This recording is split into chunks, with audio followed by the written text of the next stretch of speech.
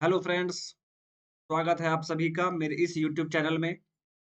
आज का टॉपिक है फ्लोटेशन। इस वीडियो में हम लोग देखेंगे कि फ्लोटेशन का क्या कंडीशन है। इस चीज के बारे में हम लोग बात करेंगे। तो चलिए स्टार्ट करते हैं।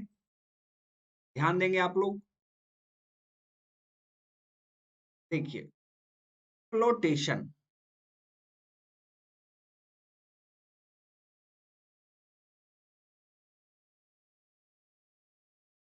चलिए तो यहाँ पर देखते हैं। मान लीजिए कि कोई लिक्विड का फ्री सरफेस है। This is the free surface of any liquid. मान लीजिए कि यहाँ पर वाटर है और इस वाटर में कोई एक बॉडी फ्लोट कर रहा है।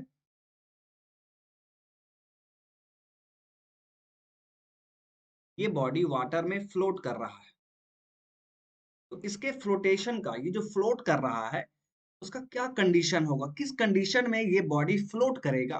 ठीक है, ये हम लोग अब यहाँ पर देखने वाले हैं। तो चलिए देखिए, इस बॉडी का जो सेंटर ऑफ ग्रेविटी होगा वो ये पॉइंट है। सेंटर ऑफ ग्रेविटी को जी पॉइंट से डिनोट करेंगे। और यहाँ से बॉडी का टोटल वेट डाउनवर्ड डायरेक्शन में काम करेगा, mg। और इस बॉडी के लिए जो सेंटर ऑफ बॉयंसी होगा, सेंटर ऑफ बॉयंसी क्या है? ऐसा पॉइंट जिस पॉइंट से बॉयंट फोर्स एक्ट करता है। लिक्विड बॉडी के ऊपर जो बॉयंट फोर्स लगाएगा वो किसी एक पॉइंट से होकर पास करता है और उसी पॉइंट को हम सेंटर ऑफ बॉयंसी कहते हैं। और ये सेंटर ऑफ बॉयंसी हम लोग कैसे फाइंड आउट करेंगे, तो उसका मैं आपको तरीका बता देता हूँ। बॉडी का जितना पार्ट फ्लूइड में सबमर्ज्ड होगा, तो आप क्या देख रहे हैं, बॉडी का ये वाला पार्ट जो है फ्लूइड में सबमर्ज्ड है। तो जितना पार्ट फ्लूइड में सबमर्ज होता है उस पार्ट का आप सेंटर ऑफ ग्रेविटी ले लीजिए, वही सेंटर ऑफ बॉयंसी कहलाएगा। तो इस पार्ट का सेंटर ऑफ ग्रेविटी यहां पर हो जाएगा। तो this point is called centre of buoyancy और उसे हम लोग पॉइंट बी से डिनोट करते हैं।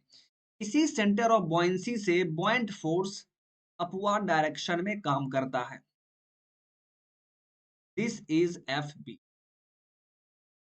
एफ बी क्या है? बॉयंट फोर्स है, जो कि वाटर के द्वारा इस बॉडी के ऊपर लगाया जा रहा है।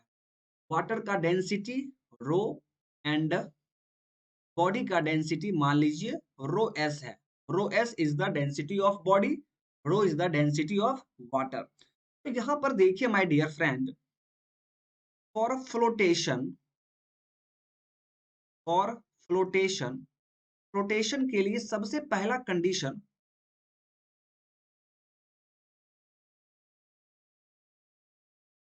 फॉर फ्लोटेशन, इसका पहला कंडीशन क्या होगा, तो प्लीज आप ध्यान देंगे।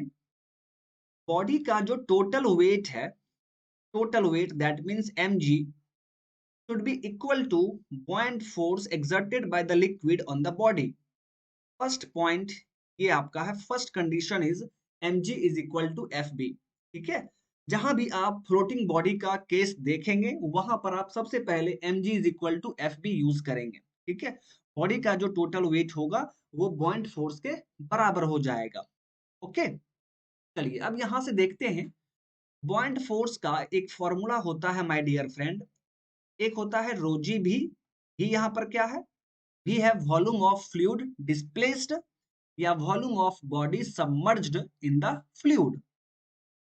एक और फॉर्मूला होता है m dash into g divide by rho S by rho. Rho S by rho को हम लोग रिलेटिव डेंसिटी कहते हैं। और यहाँ पर एम डैश क्या है my dear friend? M dash is the mass of body submerged, mass of body submerged. That means body का जितना पार्ट सबमर्ज्ड है उसका मास कितना है, वही है एम डैश। और एम क्या है? एम होता है total mass of the body, total mass of the body. जो फिगर में आप बॉडी देख रहे हैं माय डियर, वो क्या है? वो है partially submerged body.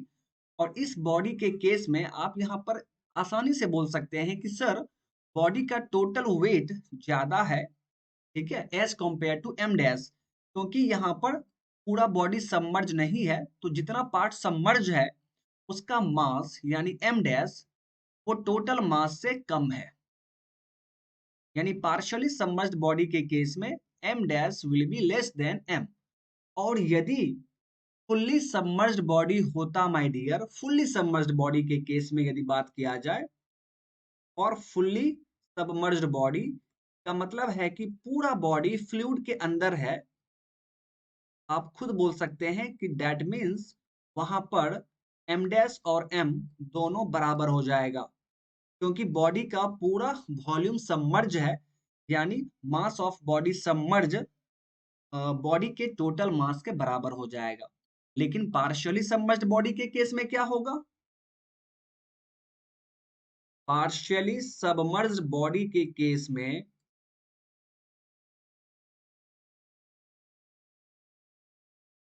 m dash will be less than m।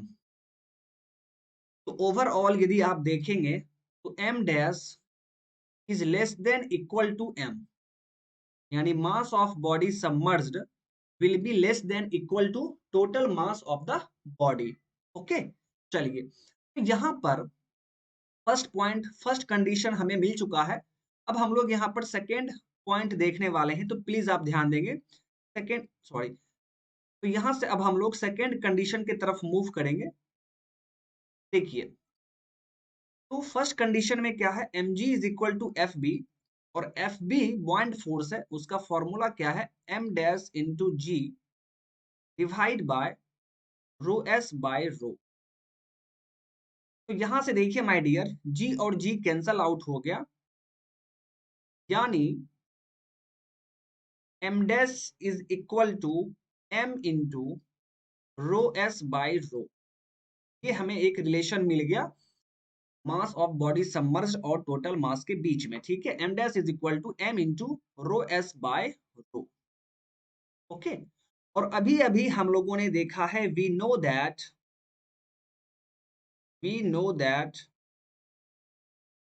m dash will be less than equal to m। चलिए, बहुत ही अच्छा। और m डैश का वैल्यू आपने निकाला है, तो उसकी जगह पर आप वैल्यू पुट कर दीजिए m into rho S by rho less than equal to m, less than equal to m।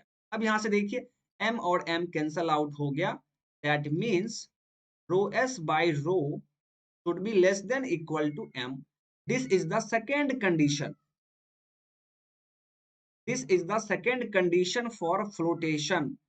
यानी वहां पर बॉडी जिस फ्लूइड में फ्लोट कर रहा है, वहां पर दोनों के बीच में जो रिलेटिव डेंसिटी होगा my dear, relative density must be less than equal to 1, must be less than equal to 1, relative density. तो फ्लोटेशन का दूसरा कंडीशन हमें निकल गया कि रिलेटिव डेंसिटी वहां पर एक से छोटा होना चाहिए, कम होना चाहिए, या बराबर होना चाहिए। दो कंडीशन हमें मिल गया, तभी बॉडी फ्लोट करेगा। अब यहाँ पर इसके आगे हम लोग मूव करते हैं, प्लीज ध्यान देंगे।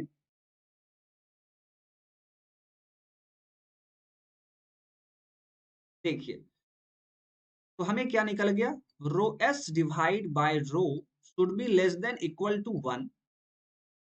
तो यहां से आप ये भी लिख सकते हैं, so rho s less than equal to rho, and this is the most important condition.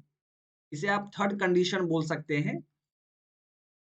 यानी आप क्या देख रहे हैं my dear, density of body, density of body must be less than equal to density of fluid, density of fluid। ये सबसे important condition है flotation का। अगर ऐसा हो रहा है किसी भी बॉडी का डेंसिटी फ्लूइड के डेंसिटी से कम हो या बराबर हो, तो वो बॉडी उस फ्लूइड में फ्लोट करेगा, तैरेगा।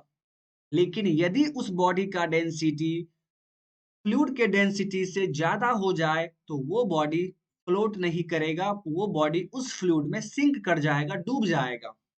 ठीक है, और इसका सबसे परफेक्ट एग्जांपल क्या है my dear, oil, oil on water, water के ऊपर ऑयल फ्लोट करता है, ये सबसे परफेक्ट एग्जांपल है, क्योंकि ऑयल का डेंसिटी वाटर के डेंसिटी से कम होता है, और वही कंडीशन हम लोग यहाँ पर देखे हैं।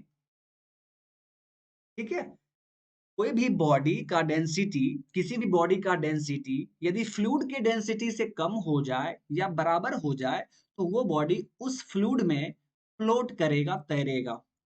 ठीक है, सबसे इंपॉर्टेंट रिलेशन आपका यही है, ये आपको ध्यान में रखना है। इसीलिए यही कारण है कि ऑयल वाटर के ऊपर फ्लोट करता है, क्योंकि ऑयल का डेंसिटी वाटर के डेंसिटी से कम होता है। तो अभी आपने क्या देखा, फ्लोटेशन का तीन कंडीशन आपने देखा। कोई भी बॉडी फ्लोट कब करेगा, उसका आपने तीन कंडीशन देखा।